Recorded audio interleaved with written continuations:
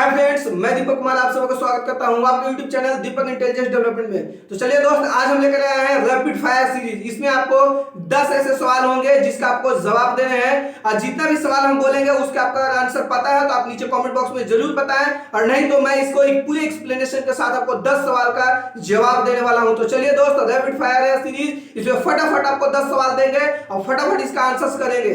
तो पहला सवाल आपके सामने है कि उत्तर कोरिया और दक्षिण कोरिया के बीच कौन सी रेखा है। तो नीचे अगर आपको पता है तो नीचे कमेंट बॉक्स में हमें जरूर बताएं और मैं इसके डिटेल से आपको आंसर बताता हूं। उत्तर कोरिया और दक्षिण कोरिया के बीच में जो रेखा है उसे 38 डिग्री चैनल के नाम से हम लोग जानते हैं। 38 डिग्री चैनल उत्तर कोरिया और दक्षिण कोरिया को अलग करता है। यह 38 डिग्री चैनल, ऊपर में उत्तर कोरिया है, नीचे में दक्षिण कोरिया है। ठीक है, दक्षिण कोरिया उत्तर कोरिया, ये आपका हो गया। दूसरा सवाल है आपका है उगता हुआ सूर्य किस देश को कहा जाता है। अगर इसका आंसर पता है तो नीचे कमेंट बॉक्स में जरूर बताइए, और इसका सही आंसर हम बताने वाले हैं कि उगता हुआ सूर्य जापान को कहा जाता है। और क्यों इसे कहा जाता है जान लीजिए, क्योंकि देखिए पूरा ये अगर वर्ल्ड है तो पूरी दुनिया की सबसे इस किनारे में यहाँ जापान है यहाँ पर। और आपको पता है कि इस साइड में ईस्ट वेस्ट नॉर्थ साउथ यानी पूर्व पश्चिम उत्तर दक्षिण, और सूर्य कहां से निकलती है, पूर्व से निकलती है। तो सबसे पहले सूर्य की किरणें जिस देश पर पड़ता है वो जापान है, क्योंकि जापान पूरी दुनिया के सबसे पूर्व दिशा में पड़ता है, इसीलिए हम लोग जापान को उगता हुआ सूर्य के नाम से जानते हैं। ठीक है, तो यह हो गया आपका दूसरे सवाल का जवाब। तीसरा सवाल आपके सामने है, ग्लूटम किस देश की मुद्रा है। मुझे बताइए आपकी ग्लूटम किस देश की मुद्रा है। चलिए हम बताते हैं आपको, ग्लूटम भूटान की मुद्रा है। भूटान नेपाल के पड़ोसी देश है, बगल में जो है भारत से सटा हुआ है भूटान। भूटान को हम लोग थंडरबोल्ट का देश या फिर तड़ी झंझावत के देश के नाम से भी जानते हैं, क्योंकि भूटान में बहुत ही ऊंची ऊंची पर्वतें हैं जिससे बादलें जाती है तो पहाड़ से टकराने के बाद बहुत तेज गर्जन होती है, इसलिए हम लोग थंडरबोल्ट के नाम से जानते हैं। अगला सवाल है आपके सामने कि यूएनओ का महासचिव कौन है। यूएनओ का महासचिव कौन है, तो ये जान लीजिए कि यूएनओ का जो वर्तमान महासचिव है, नौवें महासचिव एंटोनियो गुटेरेस है, जो पुर्तगाल के हैं। यूएनओ का जो पहला महासचिव थे वो थे बता रहे हैं नॉर्वे के थे, वो ट्रिग्वेली थे, जो पहले यूएनओ के महासचिव रह चुके थे। यूएनओ का गठन 24 अक्टूबर 1945 को द्वितीय विश्व युद्ध के पश्चात किया गया था। इसको पूरे विश्व में शांति स्थापित करने के लिए किया गया था। अगला सवाल आपके सामने है, बुर्ज खलीफा को किस कंपनी ने बनवाया था। यह बहुत ही मोस्ट इंपोर्टेंट क्वेश्चन है दोस्त, आप लोगों को नहीं पता। अगर इसका जवाब पता है तो नीचे मुझे कमेंट बॉक्स में जरूर बताइए। चलिए मैं आपको बताता हूँ इसका सही आंसर। बुर्ज खलीफा को सैमसंग कंपनी ने बनाया था, जो सैमसंग कंपनी कहाँ की है, दक्षिण कोरिया। आपको अभी तुरंत हम बताएं कि उत्तर कोरिया और दक्षिण कोरिया के 38 डिग्री चैनल द्वारा अलग किया जाता है। जो नीचे का दक्षिण कोरिया है यहीं का इसी देश का कंपनी है सैमसंग कंपनी। सैमसंग कंपनी ने बुर्ज खलीफा को बनाया है। ठीक है, तो इसे याद रखिएगा। अगला सवाल आपके सामने है कि सबसे विस्तृत संविधान किस देश का संविधान है। तो जान लीजिए दोस्त, ये मोस्ट इंपोर्टेंट क्वेश्चन है। अगर आप किसी भी एग्जाम में बैठिएगा तो इससे पूछा जाता है कि पूरे विश्व का सबसे विस्तृत या फिर सबसे कठोर संविधान किस देश का है। तो जान लीजिए पूरे विश्व का सबसे कठोर और सबसे विस्तृत संविधान भारत का संविधान है। ठीक है, ये जान लीजिए भारत के संविधान में कुल 22 भाग है, 12 अनुसूची और 395 अनुच्छेद है। ठीक है, और जिसमें से सबसे ज्यादा अगर भारतीय संविधान में जिसका सबसे ज्यादा योगदान दिया गया है वो भारत शासन अधिनियम 1935 का सबसे बड़ा योगदान है। इसी में से लगभग 150 से अधिक आर्टिकल यहीं से लिया गया है। 150 से प्लस आर्टिकल 1935 के अधिनियम द्वारा भारतीय संविधान में लिया गया है। अब पूरे विश्व के लगभग 60 संविधान को उसमें से अध्ययन करने के बाद लगभग 15 से अधिक संविधानों को चुन करके भारत के संविधान में डाला गया है वहां का, जिसमें से मुख्य है मौलिक अधिकार जो अमेरिका से लिया गया है, मौलिक कर्तव्य जो रूस से लिया गया है, राज्य के नीति निर्देशक तत्व जो आयरलैंड से लिया गया है, और आयरलैंड में राज्य के नीति निर्देशक तत्व जो स्पेन से लिया गया है। ये मुख्य बातें हैं, जैसे कि संविधान संशोधन ये दक्षिण अफ्रीका से लिया गया है। ठीक है, तो ये हो गया। अगला सवाल आपके सामने टपकने वाला है, ये देखिए कि पूर्णांतिक परिवर्तन क्या है। ये जान लियो दोस्त, पूर्णांतिक परिवर्तन उसे कहते हैं वैसी क्रिया जिसमें अपवर्तन और परावर्तन दोनों की घटना होती है, उसे पूर्णांतिक परिवर्तन कहते हैं। इसका सबसे मोस्ट इंपोर्टेंट एग्जांपल जो है वो है, आप देख सकते हैं सीडी में जो चमकता है, जब भी पूर्णांतिक परिवर्तन होगा उसमें जान लीजिए उससे निकलने वाली किरणें 7 रंगों में विभक्त हो जाता है। सही सुना आपने बिल्कुल दोस्त, जब भी पूर्णांतिक परिवर्तन होगा उसमें से 7 रंग का विभाजन हो जाता है। जैसे इंद्रधनुष होता है तो इंद्रधनुष में भी पूर्णांतिक परिवर्तन होता है जिसमें से 7 रंगों का बिखराव होता है। जैसे कि आप सीडी देखिएगा, सीडी में अगर लाइट पड़ेगा तो उसमें से भी 7 रंग निकलता है। क्यों निकलता है? क्योंकि उसमें पूर्णांतिक परिवर्तन होता है। मरीचिका बनती है, जैसे रोड पर चलते देखिएगा सूखे गर्मी के समय में आपको लगेगा ऐसे कि वहां पर पानी है, बालू रेगिस्तानों में, वो पूर्णांतिक परिवर्तन के कारण होता है। तो ये हो गया। अगला सवाल देख लीजिए, परमाणु बम किस पर आधारित होता है, किस सिद्धांत पर? मोस्ट इंपोर्टेंट क्वेश्चन है दोस्त।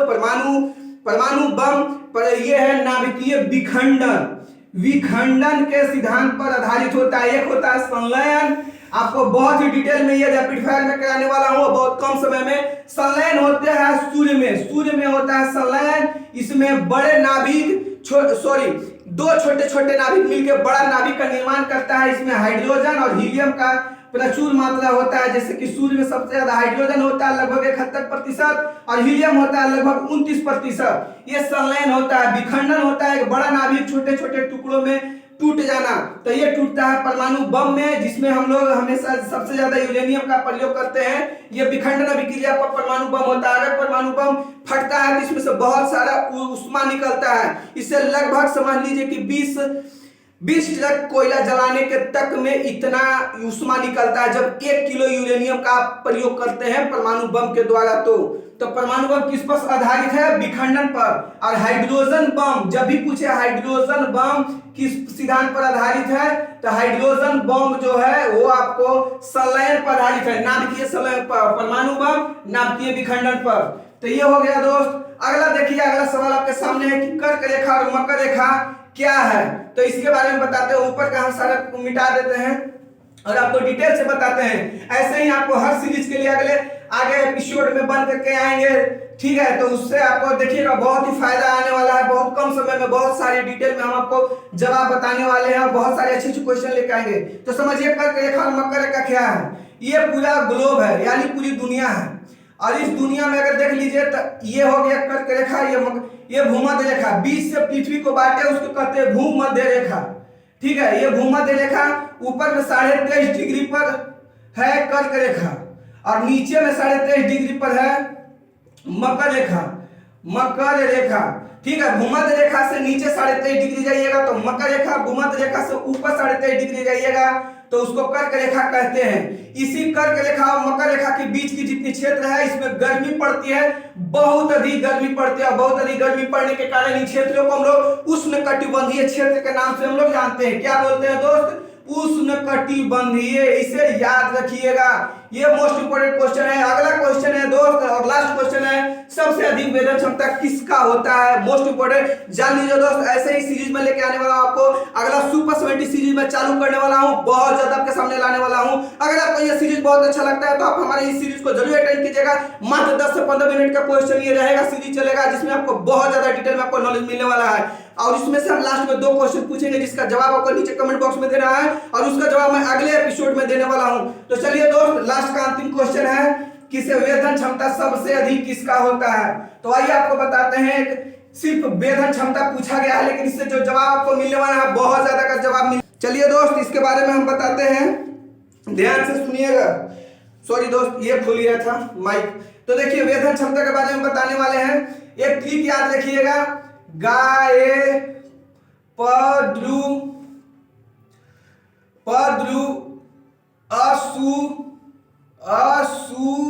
रेदी। ये आप ट्रिक याद रखिएगा, इससे सारे क्वेश्चंस याद हो जाएंगे। इधर बढ़ते जाइएगा, वेदन क्षमता बढ़ेगा, ठीक है दोस्त। देखिए इधर बढ़िएगा, वेदन क्षमता बढ़ेगा और बाकी जितना है सब के सब इधर जाने पर बढ़ेगा। मतलब वेदन क्षमता सिर्फ इधर आने पर बढ़ेगा, बाकी सब इधर आने पर घटेगा। और बाकी सब इधर जाने पर सब बढ़ेगा, बाकी इधर आने पर सब घटेगा। तो देखिए ग से होता है गामा किरण, ए से होता है एक्स किरण, प से होता है पराबैंगनी, द से हो गया दृश्य, अ से हो गया औरक्त, सु से हो गया सूक्ष्म। देखिए दोस्त, देखते चलिए, आपको बहुत ही फायदा करने वाला है। र से हो गया रेडियो, दी से हो गया दीर्घ। ये हो गया। सबसे अधिक वेदन क्षमता होता है गामा का, फिर एक्स का, पराबैंगनी दृश्य का, अवरक्त का, सूक्ष्म का, रेडियो और दीर्घ। बाकी सब इधर होता है, सब इधर देखिए। अब सिर्फ वेधन क्षमता अधिक होता है गामा का, बाकी सब चीज गामा का कम होता है। और जिसका गामा का कम होगा सबसे अधिक किसका होगा? आपसे पूछेगा फोटोइलेक्ट्रिक इफेक्ट सबसे ज्यादा किसका होता है, तो दीर्घ का सबसे ज्यादा होता है। रेडियो आयन वेव का किसका होता है? सबसे ज्यादा होता है दीर्घ का। सिर्फ वेधन क्षमता गामा का अधिक होगा और बाकी सब कुछ इधर अधिक होगा, सब कुछ। बाकी जितना कुछ पूछे इधर आपका अधिक होगा, कुछ भी पूछे दीर्घ सबसे ज्यादा होगा, दीर्घ। या देखिए गाय, पदरू व सूर्यदी। तो ये आपका रैपिड फायर सीरीज आपका समाप्त होता है। 10 क्वेश्चन था। तो चलिए दोस्त, ऐसे अगर आपको चाहिए 2 सवाल आपसे पूछता हूँ, आप नीचे कमेंट बॉक्स में जरूर बताइएगा।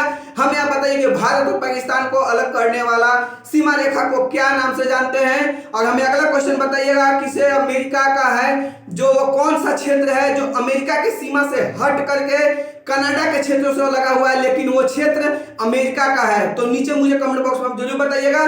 चलिए दोस्त, जय हिंद।